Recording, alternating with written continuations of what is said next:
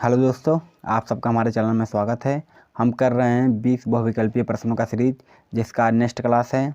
जो भी बच्चे हमारे वीडियो को देख रहे हैं वो प्लीज़ चैनल को सब्सक्राइब करें और वीडियो को लाइक करें।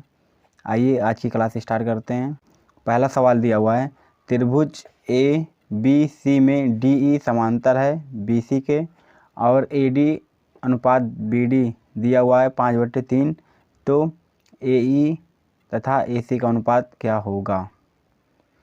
क्वेश्चन में बोला हुआ है कोई त्रिभुज दिया है, ठीक, ए बी सी और यहाँ पे एक रेखा है डी ई। क्वेश्चन में बोला है डी ई समांतर किसके, बी सी के, और ए डी बट्टे डी भी कितना दिया हुआ है 5/3, ठीक। तो यहाँ से हम बोल सकते हैं कि ए डी का मान कितना होगा 5x, ठीक, और डी बी का मान कितना होगा 3x, ठीक, और ए बी टोटल कितना हो जाएगा 8x, ठीक है। अब यहाँ से हम निकालते हैं A B upon A D. A B का मान कितना दिया हुआ है टोटल 5x और plus 3x 8x upon A D का मान दिया हुआ है 5x, टोटल कितना आ जाएगा 8/5, ठीक।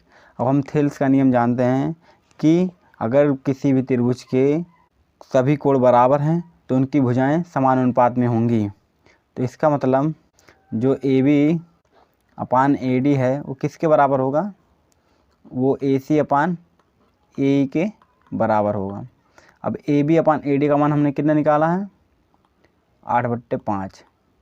क्वेश्चन में पूछा है ए ई अपान ए सी, तो इसी को हम रिवर्स कर लेंगे। तो ए ई अपान ए सी 5/8, ठीक। तो विकल्प नंबर सी सही हो जाएगा, ठीक। आगे चलते हैं। एक समकोण समद्विबाहु त्रिभुज ए बी सी में एंगल सी जो है वो 90 है, तो ए बी की लंबाई क्या होगी। एक समकोण त्रिभुज दिया हुआ है और वो भी क्या है समद्विबाहु है, मतलब ये वाली भुजा इसके बराबर है। ये ए बी सी, एंगल सी कितना दिया हुआ 90 दिया हुआ, ठीक। अब हम यहाँ पे पाइथागोरस प्रमेय लगाएंगे। कर्ण का स्क्वायर बराबर लंब का स्क्वायर प्लस आधार का स्क्वायर। चूँकि त्रिभुज क्या है समद्विबाहु है, इसीलिए जो बी सी का मान होगा ए सी के बराबर होगा, बिल्कुल होगा। अब ए बी स्क्वायर बराबर कितना हो जाएगा, एक ए सी स्क्वायर प्लस एक ए सी स्क्वायर, 2ac स्क्वायर हो जाएगा। अब यहाँ से ए बी बराबर कितना आ जाएगा √2 ac स्क्वायर बराबर √2 इंटू ए सी, ठीक। तो विकल्प नंबर सी सही हो जाएगा, ठीक। आगे चलते हैं। दी गई आकृति में यदि डी ई समांतर बी सी तब x का मान बताइए। फिगर में दिया हुआ है ये x दिया हुआ है और ये 16 दिया हुआ है। इसका मान 34 है, इसका मान 17 है। ये ए बी सी डी ई, ठीक। अभी हम थेल्स का नियम क्या जानते हैं, यदि किसी भी दो त्रिभुज के कोण आपस में बराबर हैं तो उनकी भुजाओं का अनुपात क्या होगा समान होगा। तो यहाँ से हम भुजाओं का अनुपात निकालते हैं। ए बी का मान कितना हो जाएगा, पहले ए डी बट्टे ए बी करते हैं। ए डी बट्टे ए बी बराबर ए ई अपान ए सी। अब ए डी का मान कितना दिया हुआ x, ए ई का मान कितना दिया हुआ 34 और ये 34 + 17 हो जाएगा, ठीक। कितना समझ में आया, बराबर कितना हो जाएगा ये 34/7 4 11 और 3 1 4 1 5 51, ठीक। अब तीरे गुणा कर लेंगे हम, तो ये हो जाएगा 34x + 16 गुणे 34 बराबर 51x, ठीक। 51x इधर है और ये माइनस ये 34x इधर आएगा तो -34 जो x हो जाएगा। ये 51x है, ये जो 34x है इधर आएगा -34x हो जाएगा, तो टोटल हो जाएगा 51x - 34x बराबर, अब 16 का गुणा 34 में करेंगे कितना आएगा 544 आएगा, ठीक। अब इसको हम घटा देंगे, 51 में से 34 गया तो कितना बचेगा 17, तो 17x बराबर हो जाएगा 544। अब x बराबर हम काट देंगे, ठीक है, कितनी बार जाएगा 17 दूनी 34, पहले 3, ठीक, उसके बाद बचेगा, उसके बाद 2 बार जाएगा, ठीक है, कितना आ जाएगा 32। विकल्प नंबर बी सही हो जाएगा। ठीक, आगे चलते हैं। दो समबाहु त्रिभुजों के क्षेत्रफलों का अनुपात 9:4 है तो उनकी संगत भुजाओं का अनुपात क्या होगा। अगर जैसे दो त्रिभुज दिया हुआ है A B C D E F, अगर मान लेते हैं इसका क्षेत्रफल कितना है A1 और इसका A2। अगर हम बात करें A1/A2, ठीक है, तो उनकी संगत भुजाओं के वर्ग के बराबर होता है। संगत भुजा मतलब जैसे अगर यहाँ पे इसकी बात करेंगे डी ई की, तो यहाँ पे क्या लेंगे ए बी लेंगे, ठीक है, तो यहाँ पे हो जाएगा AB बट्टे DE का स्क्वायर, ठीक है। इसी प्रकार A1/A2, अगर इन दोनों भुजा को लेंगे तो BC बट्टे EF का होल स्क्वायर, ठीक है। अब क्वेश्चन में दिया हुआ है दो समबाहु त्रिभुजों के क्षेत्रफल का अनुपात 9:4 है तो उनकी संगत भुजाओं का अनुपात क्या होगा। मान लेते हैं उनकी संगत भुजाओं का अनुपात x/y है, ठीक है, तो x/y का स्क्वायर वो क्या हो जाएगा A1/A2 और जो कि दिया हुआ है 9/4। अब यहाँ से x/y निकालेंगे तो अंडर रूट में 9/4 और 9 का अंडर रूट कितना होता है 3 और 4 का कितना होता है 2, तो 3/2 हो जाएगा। अब भुजाओं का अनुपात कितना आ जाएगा 3/2। विकल्प नंबर बी सही हो जाएगा। ठीक, आगे चलते हैं। दो समरूप त्रिभुज की भुजाएं 1:2 में हैं तो उनकी क्षेत्रफल का अनुपात क्या होगा। अभी पीछे बताया, जस्ट उसी का उल्टा पूछा है। ठीक, तो उनके क्षेत्रफल का अनुपात जो होगा उनकी भुजाओं की अनुपात के वर्ग के बराबर होता है।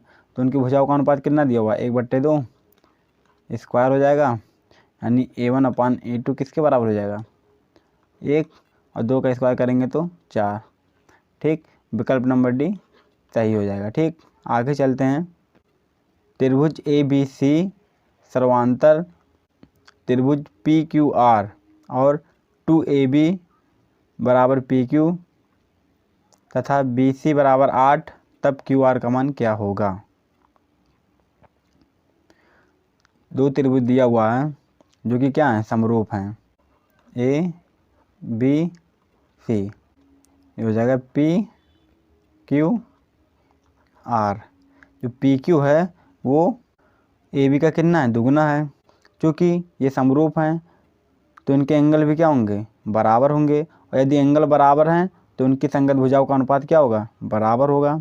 अतः भुजाओं का अनुपात PQ/AB, हमको निकालना क्या है QR, ठीक है, तो QR/BC हो जाएगा। ठीक, अब PQ का मान कितना दिया हुआ है 2AB, तो 2AB/AB बराबर QR का मान लेते हैं x और BC का मान कितना हो जाएगा 8 सेंटीमीटर। ठीक, ये कट गया। अब x बराबर कितना हो जाएगा 8 दूनी 16 सेंटीमीटर। ठीक, विकल्प नंबर बी सही हो जाएगा। ठीक, आगे चलते हैं। त्रिभुज ABC में AB बराबर 6 सेंटीमीटर, BC बराबर 12 सेंटीमीटर और CA बराबर 6√3 सेंटीमीटर, तो एंगल A का मान क्या होगा। ठीक है, तो देखते हैं हम। एक त्रिभुज दिया हुआ है, पहले हम देखते हैं कि क्या ये पाइथागोरस प्रमेय को फॉलो करता है कि नहीं करता है। ठीक, तो सबसे लंबी भुजा कौन सी है 12, तो 12 का स्क्वायर बराबर 6 का स्क्वायर प्लस 6√3 का होल स्क्वायर। ठीक, ये कितना हो जाएगा 12 का स्क्वायर 144, ये 36 प्लस 36 गुणे 3, 144 बराबर 36 प्लस 108। ठीक, बराबर आ रहा, दोनों बराबर आ रहा है। इसका मतलब क्या कि इस त्रिभुज का एक एंगल क्या होगा 90 होगा। ठीक है, अब हम देखते हैं, मान लेते हैं 90 है। अब भुजाओं को लिखते हैं। सबसे लंबी भुजा क्या है 12, ठीक, उसके बाद कौन सी है 6, उसके बाद क्या है 6√3। अब नाम देते हैं सबसे लंबी भुजा कौन सी है? BC। और AB का मान 6, AC का मान कितना दिया हुआ? 6√3। ठीक। अब यहाँ से देखते हैं कि एंगल A का मान कितना आ रहा है? 90 डिग्री आ रहा है। अतः विकल्प नंबर D सही हो जाएगा। ठीक। आगे चलते हैं। दो समरूप त्रिभुजों के क्षेत्रफल का अनुपात 16:81 है, तो भुजाओं का अनुपात क्या होगा? क्षेत्रफल का अनुपात बराबर होता है भुजाओं का अनुपात, मान लेते हैं भुजाओं का अनुपात x/y है, भुजाओं का अनुपात का स्क्वायर के बराबर होता है। क्वेश्चन में क्षेत्रफल का अनुपात दिया हुआ है 16/81, हमको निकालना है भुजाओं का अनुपात। तो यहाँ से x/y क्या आ जाएगा? √16/81। अब √16 का मतलब 4 और √81 का मतलब 9, अतः विकल्प नंबर C सही हो जाएगा। ठीक। आगे चलते हैं। दो समद्विबाहु त्रिभुज के कोण आपस में बराबर हैं, तो उनकी संगत क्षेत्रफल का अनुपात 16:25 है, तो उनकी ऊंचाई का अनुपात क्या होगा? ठीक। अभी सेम, ऊंचाई का मतलब भुजा है। ठीक। तो वो भी तो भुजा ही होगी।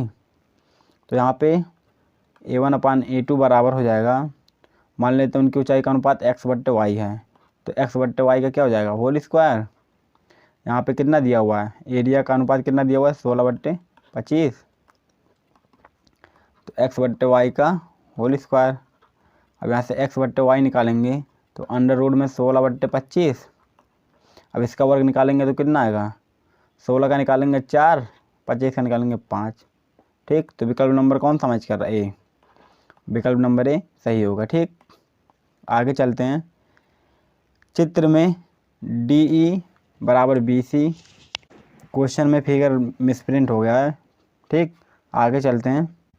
यदि दो त्रिभुज ABC तथा PQR में एंगल A बराबर एंगल P और एंगल B बराबर एंगल Q और एंगल C बराबर एंगल R हो, तो जैसे बोल रहा कोई त्रिभुज है, ये ABC और त्रिभुज PQR। क्वेश्चन में बोला एंगल A जो होगा वो एंगल P के बराबर है और एंगल जो B है वो एंगल Q के बराबर है और C जो है वो R के बराबर है। तो अतः त्रिभुज ABC समरूप त्रिभुज PQR। ठीक। तो विकल्प नंबर D क्या होगा? सही होगा। ठीक। आगे चलते हैं। यदि समांतर चतुर्भुज की सभी भुजाएं एक वृत्त को स्पर्श करें तो वह समांतर चतुर्भुज होगा। बोल रहा है कि ये कोई सर्कल है। ठीक है। फिगर सही नहीं बन रहा है। ठीक। तो ये बोल रहा अगर इसकी भुजाएं जो हैं कोई चतुर्भुज है, इसकी चारों भुजाएं क्या है? ये वृत्त को क्या कर रही हैं? स्पर्श कर रही हैं। ठीक है। यहाँ पे, यहाँ पे, यहाँ पे, यहाँ पे। तो ये जो चतुर्भुज होगा वो कैसा चतुर्भुज होगा? तो ये हमेशा कौन सा चतुर्भुज बनेगा? समचतुर्भुज। ठीक। तो विकल्प नंबर C सही हो जाएगा। ठीक। आगे चलते हैं। दो समरूप त्रिभुजों की दो संगत भुजाएं 3:5 के अनुपात में हैं, तो उन त्रिभुजों का क्षेत्रफल का अनुपात क्या होगा?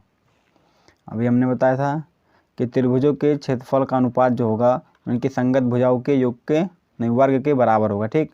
तो संगत भुजाएं कितनी दी हुई? 3/5, इसका स्क्वायर कर लेंगे तो कितना हो जाएगा?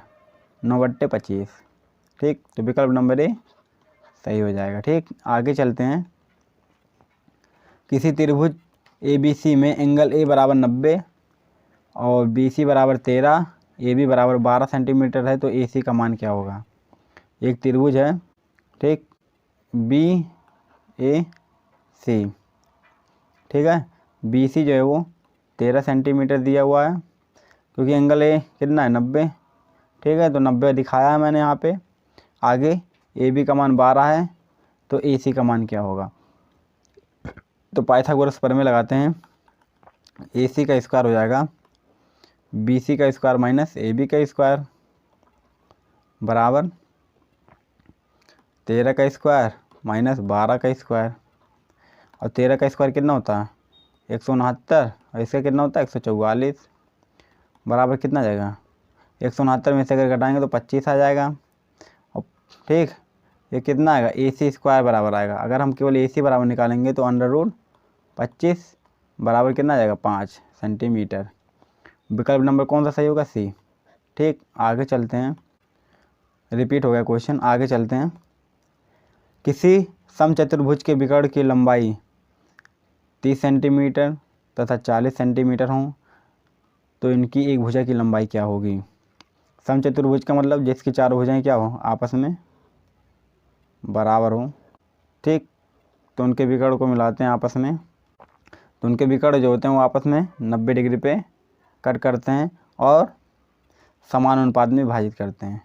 समान अनुपात क्या मतलब, बराबर भागों में विभाजित करते हैं। मतलब जितनी ये लंबाई होगी उतनी लंबाई ये होगी। ठीक, जितनी ये होगी उतनी ये होगी। ठीक है, तो इसका नाम देते हैं ABCDO। ठीक है, ये कितना है, 90 है। तो हम त्रिभुज OCD में देख लेते हैं। ठीक, त्रिभुज OCD में पाइथागोरस प्रमेय लग जाएगा। ठीक, अब ये टोटल एक लंबाई टोटल कितनी दी हुई है, 40, तो ये हो जाएगा 20 और ये कितना हो जाएगा, 30 दिया, ये हो जाएगा 15। हमको निकालना क्या, कर्ण। ठीक है, ये हो जाएगा CD स्क्वायर बराबर 20 का स्क्वायर प्लस 15 का स्क्वायर बराबर 400 प्लस 15 का स्क्वायर हो जाएगा 225। ठीक, अब CD बराबर कितना आ जाएगा, 400 और 225, 625 हो जाएगा। ठीक है, और यहाँ से वर्ग हटा दिया, यहाँ पे क्या आ जाएगा, √। अब √625 का वर्गमूल क्या होता है, 25, तो ये 25 सेंटीमीटर हो जाएगा। विकल्प नंबर C सही हो जाएगा। ठीक, आगे चलते हैं। बिंदुओं -5, 7 और -1, 3 के बीच की दूरी क्या होगी। इस क्वेश्चन को लगाने से पहले हम कुछ बेसिक बात करेंगे। जैसे इस रेखा को हम x अक्ष कहते हैं और इसको y अक्ष कहते हैं। ठीक, ये होता है फर्स्ट चतुर्थांश, ये होता है सेकंड चतुर्थांश, ये होता है थर्ड, ये होता है फोर्थ। यहाँ पे सभी मान क्या होते हैं, प्लस प्लस होते हैं, और यहाँ पे क्या होते हैं, माइनस प्लस होता है। यहाँ पे दोनों माइनस होता है और यहाँ पे क्या होता है, प्लस माइनस होता है। ठीक है, जैसे यहाँ पे कोई भी बिंदु लिखा गया है, मान लीजिए ये लिखा गया है -5, 7, इसको हम लोग बोलते हैं भुज और इसको बोलते हैं कोट। ठीक, और यहाँ पे कोई भी बिंदु मान लीजिए यहाँ पे बना दिए। ठीक, ये हो गया भुज, ये हो गया कोट। और भुज का मान क्या होता है कि हम लोग y अक्ष से कितना दूर जा रहे हैं। ठीक है, y अक्ष से कितना दूर जा रहे हैं, और जो ये कोड का मान होता है वो x अक्ष से हम कितनी दूर जा रहे हैं। ठीक, ये होता है। अब मान लेते हैं दो बिंदु दिया गया है, जैसे P यानी x1 y1 और Q जो दिया हुआ है x2 और y2, और हमसे पूछ ले कि इन दोनों के बिंदुओं के बीच की दूरी क्या होगी। तो उनके बीच की दूरी जो होगी D बराबर √ x1 - x2 का whole square plus y2 - y1 का होल स्क्वायर। ठीक, ये आप लोग y1 - y2 भी कर सकते हैं, x2 - x1 भी कर सकते हैं, मान हमेशा वही आएगा। अब यहाँ पे बिंदु दिया हुआ है, मान लेते हैं x1 का मान कितना है, -5। ठीक, और यहाँ पे कितना दिया हुआ है, x2 का मान -1 है। ठीक है, माइनस माइनस क्या हो जाएगा, +1 प्लस